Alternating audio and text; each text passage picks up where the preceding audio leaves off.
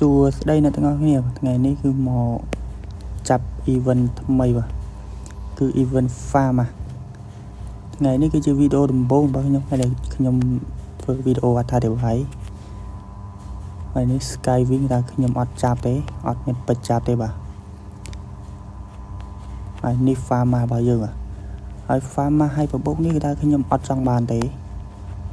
ណាអ្វីដែលចង់បានគឺ farm lucky mix នេះបាទព្រោះវាបូក damage 1ហើយនឹង rate of fail 2កម្មគេថាបាញ់លឿនហើយបាញ់ឈឺខ្លាំងមែនតើ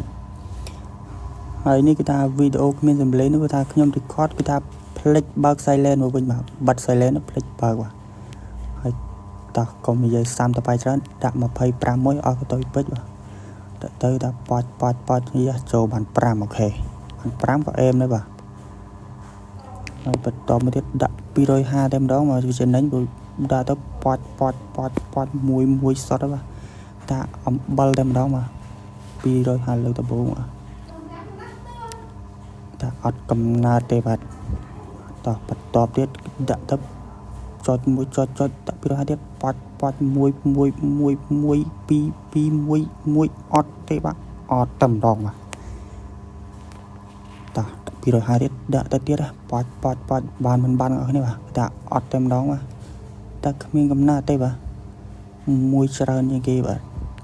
ក៏វត្តក៏វែងមកដាក់250ទេបាទប៉ាច់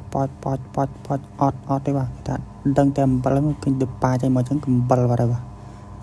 អត់បានទេបាទឥឡូវបាន83កាត់ទៅដូរហេរ៉ូមួយសិនបាទអាដាំណាទេអាដាំនេះអាដាំរបស់យើងបានមកដល់បាទសុំមួយមក free fire សុំមួយមកណាសុំ free fire មួយមកតើឥឡូវគេថាចាប់ទៀតហើយបាទទៅទៀតហើយ250ទៅទៀតប៉ាច់អត់បានបាទអត់បានទេបាទមួយសុទ្ធបាទ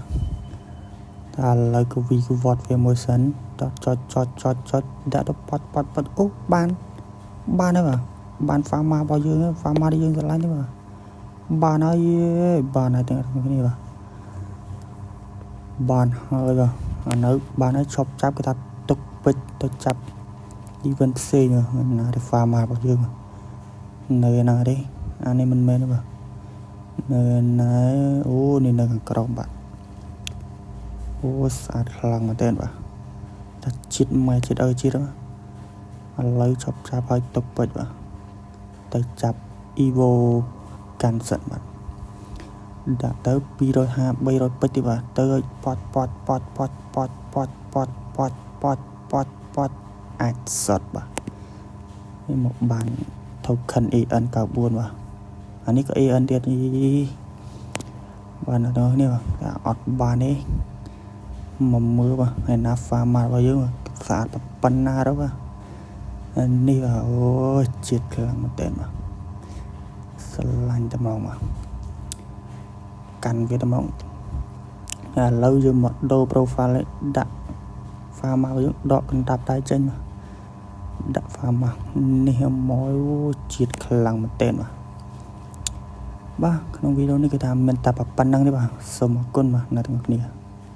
បាយបាយ